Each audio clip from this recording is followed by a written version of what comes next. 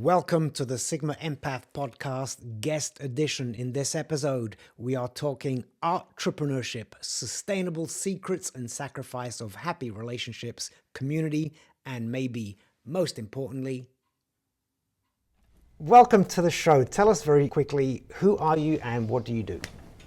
Well, my name is Angelique, and I am an artist. Specifically, I am a paint and sip artist. Paint and sip. I'm looking in this environment, absolutely amazing. Tell us, what exactly does paint and sip mean? So I do very simple paintings anyone can do in just 2 hours. Anybody can do in just 2 hours. Yes. And the sip can be anything. It doesn't necessarily have to be wine. It could be coffee. It could be sparkling cider. Okay. It's more about the experience than the art. The art's the vessel.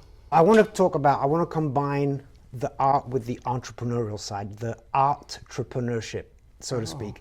But before we dive in, you have an absolutely insane love story that includes a level of sacrifice, a level of commitment, long-term relationship with just this beautiful poetic gesture that you did that blew my mind when I find out about it. And I want to dive deep into that.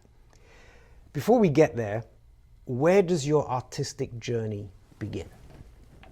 Wow, that was a lot. My artistic journey begins when I was a little girl, and I was always drawing the pictures out of the coloring book, not coloring them, not coloring the coloring book. And my parents just really didn't know what to do with that. They were trying to encourage me to be an architect or something, something that's going to make some real money. So, and I continued throughout my life just always drawing cartoons and being really good at it and winning little contests in elementary and junior high and all that. And then kind of putting it on the back burner and focusing on my education and getting a degree in business, but still always kind of messing around with the art thing, but never really being able to find my place in it, So are you grateful that your mother encouraged you to consider the business aspect of it? Because look at you are now an entrepreneur. You run your own business. You do special events, including corporate team building. Mm-hmm. So you've got that as a part of your package. Are you grateful for that? Yes, I'm grateful that I have the business knowledge coupled with the art, the gift, the left brain and the right brain equally yoked, I'd say. So yes, I'm grateful for that.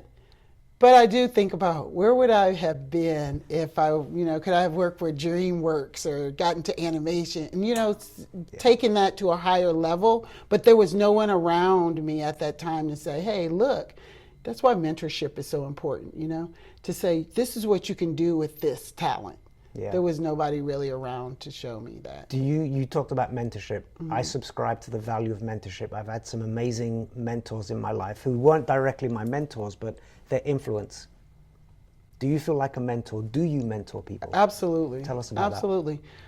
Just stepping out on faith, and leaving my job to do what I love to do inspires a lot of people. I get a lot of questions and things from that. Having this space, there's a story all through the place. So walking people through the story to encourage them, and just really talking to people about you are good enough and there's a place for you. Your gifts will make room for you.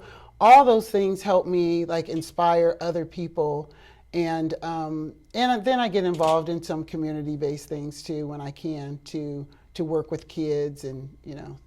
I want to talk about community, very important to me. You create this space, you provide, I've seen your videos, you provide so much joy, escapism, therapy. Go down the list of services that you offer, because there are quite a few, and the value that it brings.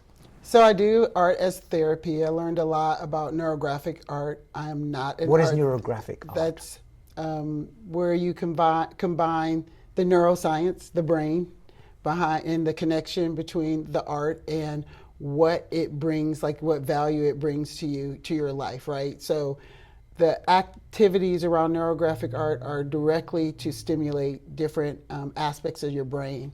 And it's very healing, very therapeutic, intentional scribbling, if you will, but intentional. So that's a really fun art form or artist therapy. It's a very therapeutic, easy way to introduce people to art. People that think they can't draw. That's how I really got into it, because so many people don't want to come to the paint party experiences because they're intimidated by art. They're like, I can't draw, I can't even do a stick person. So I started doing the neurographic art, intentional, to help you relieve your anxiety or depression, and then giving more science behind it to maybe add a little bit more value to the person that doesn't see the value in art, which blows my mind. I know. So that gave me an opportunity to reach a different demographic, right? Like, I can bring that into corporate events. I can say that it really helps you with depression and anxiety. And are you facing any of those things right now? Who is it? I align with what you're saying. I wish, this is my romantic dream, I'm waiting for the day art is becoming more recognized as a form of therapy, but it's not yet this officially licensed therapeutic platform. And I wish that modern psychology would catch up and embrace art, because for me it's the ultimate form of healing. It's the ultimate form of self-identity, self-awareness, expression, release, purging. Can you share more of your experience along your journey of how you've seen people transform, change?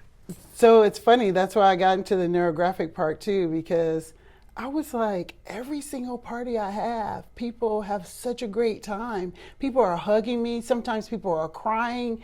And then I kind of got full of myself that it was like me, which it could, part of it is me. I'll take a little bit of that. Take some credit. But I intentionally started stepping away and just watching the art do what the art does, right? Yeah. And taking my ego, taking myself away from it, not talking as much, and just really watching people transform from coming in, sometimes being a little intimidated. That's why I pre-trace everything, because I don't want, and I'll give you a blank canvas if you want one, but I want to remove all those barriers so you could just really experience what the art does, getting into the flow state, encouraging them to turn off their phones and just be present in the moment with the canvas, with the paints, and just letting go and letting the art do what it does. Yeah. And I say that to them. And afterward, it's just incredible to watch. I didn't realize it until I've probably done 1,000 really paint parties, and every single one is different. Yeah. That's what I just love what I do so much. What makes it different? Because the strategy, the journey, you're guiding them through the same process, right? You come in, you sit down, you grab a tracing, you go to canvas. It's the same journey. Yes. But yet you say it's different. Why? What makes it different? Is it a collective energy? Is it because you... It's a collective energy, and everyone's energy is different, right? So you bring a different energy. Usually, the minimum paint party is usually at least 10 people, right? Yeah. So it's the energy that each individual brings. Each individual painting, even though I'm pre-tracing, still looks different, because everybody brings something different to the experience. Definitely an energy flow. And the music is different. The music is a big part too. What kind of music do you play? I start off a little jazzy in the beginning, and depending on what I'm doing, I start with meditation with neurographic art. I start with a 5-minute meditation. I didn't know how many people don't know what meditation is and how important that is. But with neurographic art, I have to ground the room. So we're quiet, and I do a guided 5-minute meditation. In the regular paint parties experiences, it depends on what the event is. I've done everything from bridal showers to bachelorette parties to birthday parties to 5-year-old parties. So you're grounding the bachelorette before they go out and get freaky. So so I'm not doing we're not doing meditation for that one. So sometimes I have a live DJ. I have a lot of services I can offer. I work with a couple chefs. I've also seen you have live musicians. Yes, just connected with a jazz saxophonist. So we did jazz and paint. I do so many experiences. Like, I can create an experience around anything that you want to gather. You want people to gather. So do you have to be very calculated on the music that you play? Because music is such an emotional, powerful instrument. Yes, I am definitely. Everybody doesn't get the same playlist. If it's just the main kind of paint parties that I do, I start off with jazz, and then I kind of a little neo soul, and then I kind of build it up. And who knows? I mean, I've done like Sweet Home Alabama. I've done country. You know what I mean? But Yeah. really intentional, like I look at who am I serving, who's my audience, Yeah. and then I'll do maybe classic rock and some music that we can all sing to, Yeah. right? The more senses I can engage, the better the experience is. So I really like when I can get the songs that, well, I always have one or two that we can sing as well. You get to sing. Yes, So you you're gotta truly sing. providing a space to liberate, to be free, Yes. to express. That's the best. When Inhibitions gone. we're kind of mellow, then we're singing.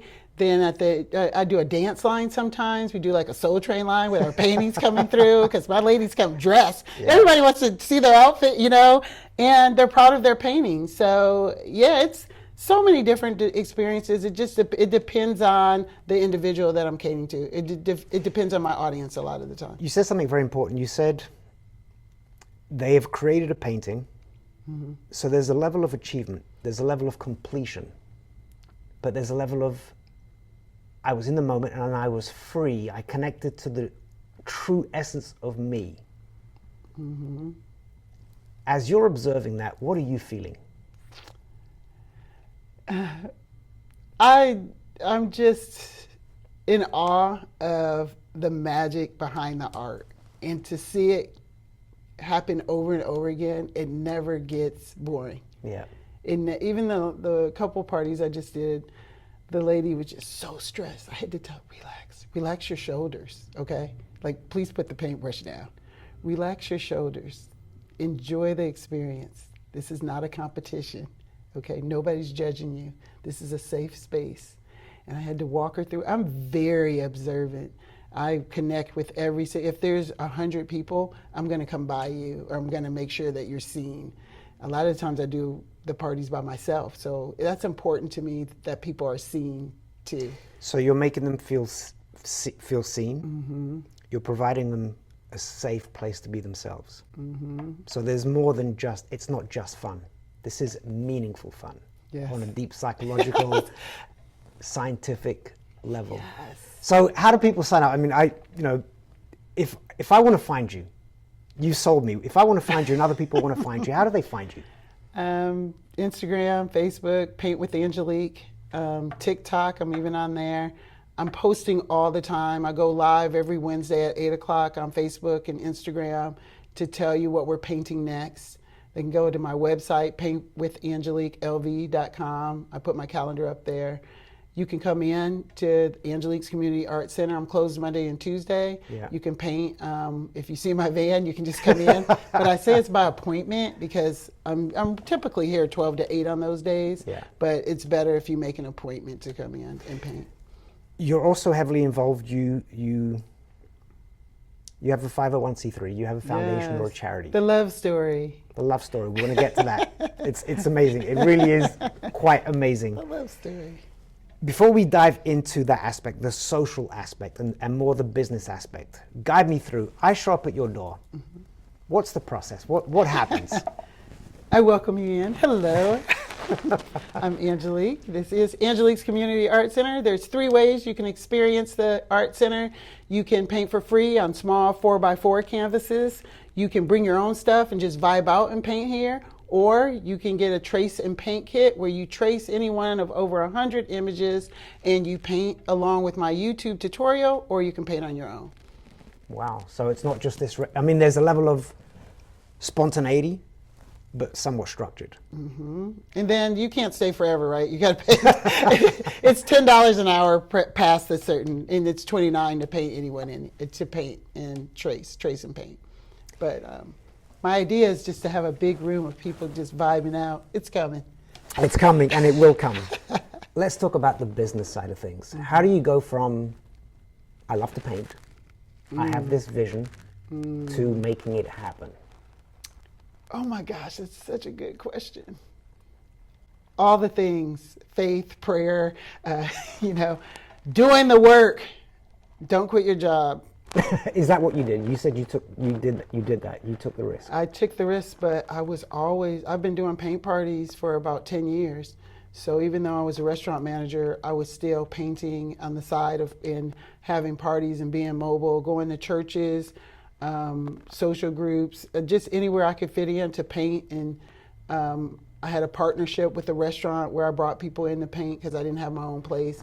I rented little places that were like $200 a month, just a room to invite people down to paint. So you built a sort of a portfolio, a level of experience that you could simply package and translate. I'm going to open up my own shop, but I've got all this knowledge and wisdom. It wasn't just this random thing. I woke up one day and went and rented a space.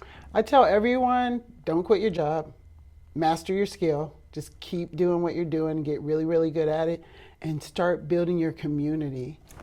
That is so important. Like if I had advice for any artist just starting out, anyone just starting out in any type of business, build your platform and start building relationships. The relationships, one of my greatest mentors said, relationships lead to opportunities, which lead to the money, right? So focus on relationships. We're always focused on the bag, on the money. And I know all the young people will not listen to that, but relationships are so important. And especially when you're young, because those big relationships where you're young, where are those people going to be in 10 or 15? Where are we going to be in the next 5? I'll be balling out in the next 5. You know what I mean? So, in the next 5 years, I can't imagine where I would be. But that's when I saw my mentors, the mentors I picked, and you know your mentors by the... Oh, you picked? Yeah. So you were strategic. That's somebody that I aspire to be like. They've got attributes that align with my sense of purpose, my direction. It wasn't just like, hey. No. And you know them by their fruit. What have they done? One of your mentors, mm-hmm. Renowned, celebrated African-American female artist, Annie Lee. Yes. Tell us about that. Crazy, like divine connection. I'm from Michigan. She's from Chicago. I saw her work in Atlanta, fell in love with her work, started collecting her figurines. Somehow we both end up in Las Vegas. And I was invited to have dinner with her for my birthday. A friend knew her and they surprised me. She shows up and I'm like, oh my God. And she agreed to come to my house to see my collection. Because I was just like, you don't understand. I don't know music that well. I don't know movies that well, but I know your work and I know your history and I just love what you do. So she was just smitten by me. She came and saw my collection and she just really liked me. And I ended up just kind of hanging out with her, helping her where I could. And she opened a 10,000 square foot gallery here in Las Vegas. And I saw it from the plans to sitting in the frame of the building to becoming the collectibles consultant because I knew all her work. And I genuinely, authentically had respect for her and the work. And so she is one of my mentors. So she was your mentor in terms of artistic expression, but also in terms of the business side of things. Absolutely. And I tell people she did not teach me how to paint. You remember I was drawing pictures out of coloring books, right? I never even tried to paint before. And then one day I was over her house and I saw these canvases with all these sketches on them. And I was like, artists sketch before they paint? Well, I can draw. I used to. Yeah. I used to. I said, well, I can draw, so I could probably learn how to paint. And so she inspired me to just try my hand at that. Yeah. But she didn't teach. She was the first millionaire friend I had ever known, like up close and personal. And to see what she accomplished and be able to talk to her one-on-one was really inspiring, you know. And she was so relatable. And that's huge for me because the art world can be very intimidating, you know. It can be very stuffy. There's a place for you. Like I just want to tell every artist, there is a place for you. But isn't that a metaphor for life? We have to find our tribe, our people, our true path. Absolutely. Absolutely. In terms of finding our true path in the arts, art has changed. If you look back through history, art has redefined society. It has changed society. It has changed political, religious direction. What's your take? Because art has always financially suffered. It's always sort of underfunded, and artists always struggle. Mm-hmm. What is the social relevance today of the arts? I mean, I say that I'm not I don't use my art to make huge political statements or shift someone's thinking. It is an expression of who I am, right? But Definitely. aren't you shifting people's thinking when you give them this space to be free and aren't you shifting them? Yes. So I say I'm more about the experience. The art's the vessel to bring people together for community and fellowship. And the art is the vessel for that for me. The way art is, I'm glad to see that there's more of a focus of art on art in Las Vegas coming soon. Yes. With them building the museum that they're building here, I'm excited to see that. I just think for me, there's so many different layers and levels to art. I can just speak for myself. I'm operating in the exact lane that I want to be in, introducing people to the healing power and the joy of it. That's all I want to do. I just want to remove the barriers. I don't want it to be confusing or stuffy or intimidating. I just want you to come in and experience the healing part of it and the therapy part of it. And if it makes you go off and do your own thing and become some famous artist and make huge political statements with it and change the world, then great. I just want to bring people together to the arts to try something different. Especially in African American culture, sometimes we don't explore different things, and we can be very closed-minded sometimes to trying a new thing. And for me to be able to model that to our community, I think is a huge privilege. So that's your social impact. You're reaching people in a way that will change their mindset, which has a ripple effect, and so that's the social impact. You talk a lot about healing. I want to now get to the story of the romance. You've been married 29 years, I think? Yeah, something like that. Something like that. 98, I think it was. You helped your husband along his healing journey of recovery. Tell us what you did as a gesture of love, sacrifice, commitment, selflessness. So my husband was on dialysis for 2.5 years. His kidneys failed him through untreated high blood pressure, hypertension, that kind of thing, mostly high blood pressure. And I knew I could probably help him because I was O negative and I gave blood when I was in college. I don't know why I was doing that either because I didn't get any money for it. But I knew, because I knew, but some reason I gave blood, I guess they were on campus and I always knew my blood type. And they would call me because O negative is a universal donor, but very rare.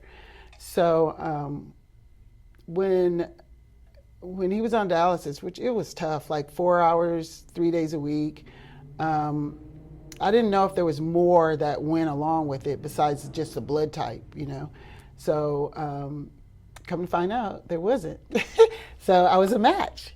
And we were super excited about it, but I wasn't healthy enough. I had some issues myself.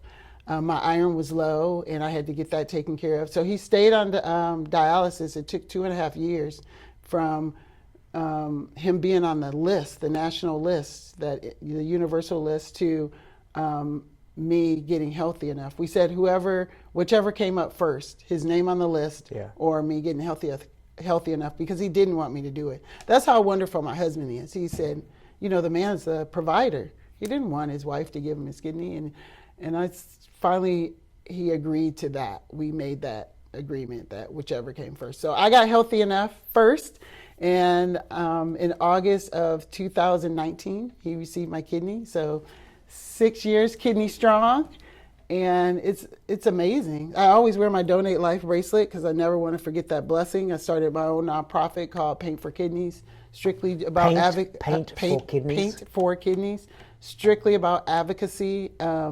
I just want to make it less weird. Is that the official term? We making it less weird. I'm making it less weird so that when you hear that someone's in need of an organ, I know living donor is a big decision, but you can help. Even if you're not a match, there's swap programs that can get your loved one higher up on the list if you're willing to donate. But just knowing someone that has done it makes it less weird, right? I love that. And you can reach out and talk to me from the donor perspective. You could talk to my husband from the recipient perspective. And then, I had my kids going through it too. That was a rough time in my life. I had my job. I was still a restaurant manager. I was a mother of 2 children, 2 teenagers, and then having a sick husband, so I'm a caregiver, supporting him spiritually because he's not feeling the best, right? And then supporting him physically. So I did seek counseling on top of my art because I thought I should be crazy, but I wasn't really You needed crazy. a paint and sit place done by somebody else. I needed confirmation that I wasn't losing my mind. And I wasn't, but I'm glad I did go to a counselor. But art helped me through that journey. I painted a series of paintings through that journey. I made little magnets and I sold them because we did at Mayo Clinic in Arizona, up and down the freeway, like too many times to count. I can remember we just got tired of podcasts. We got tired of music. We got tired of our own conversation. We would just drive 4 hours in silence, like, just cover us, Lord. So let's dive a little bit deeper into that. Successful relationships in this modern era are so hard, if not impossible. We see the divorce rates are above 51%. You've sustained. You're still going strong. Is there a secret that you can share with people? Like, what has helped you? What have been some things that you can put into a cake and say, here's the recipe?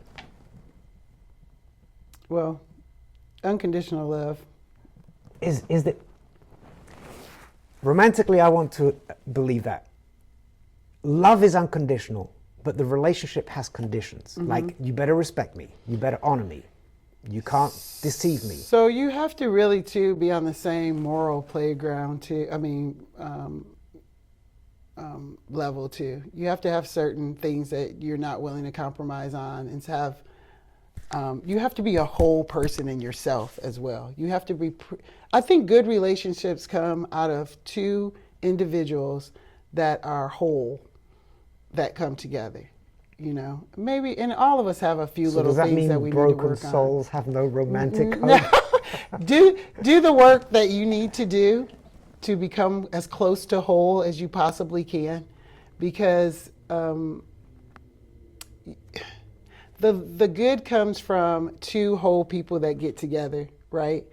You have to be happy with yourself first. You can't give what you don't have. You can't give love if you don't love yourself. That is so true, And my husband, he's just wonderful. He was born in Oklahoma, raised in the church, knows the word frontwards and backwards. He lost his parents, both his parents, very young, and he was raised by his aunt and uncle.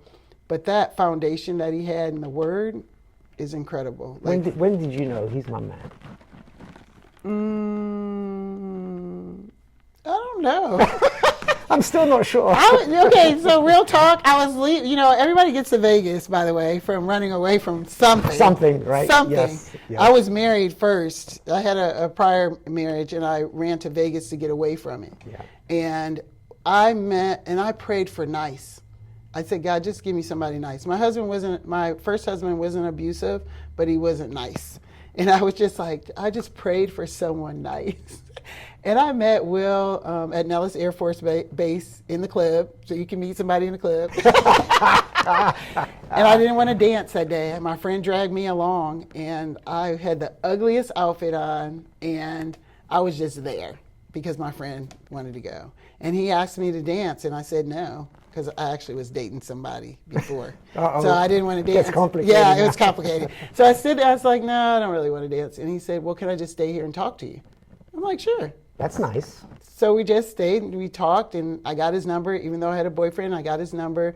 And then the boyfriend I had, he didn't buy me anything for Valentine's Day. And I'm like, if this is the way the relationship is starting, where's that guy? Where's that number at? And we have been together ever since. Of the story, on a Valentine's Day. That's the. I'm like, well, this is going downhill fast, right? Yeah. So, and then I guess I just knew we've been together ever since that. Ever since then. He's just a really good person and with really high morals. Like, I've never heard him say a swear word in the 27 years that we've been together, not one swear word. Just the kindest person I've ever met on the planet.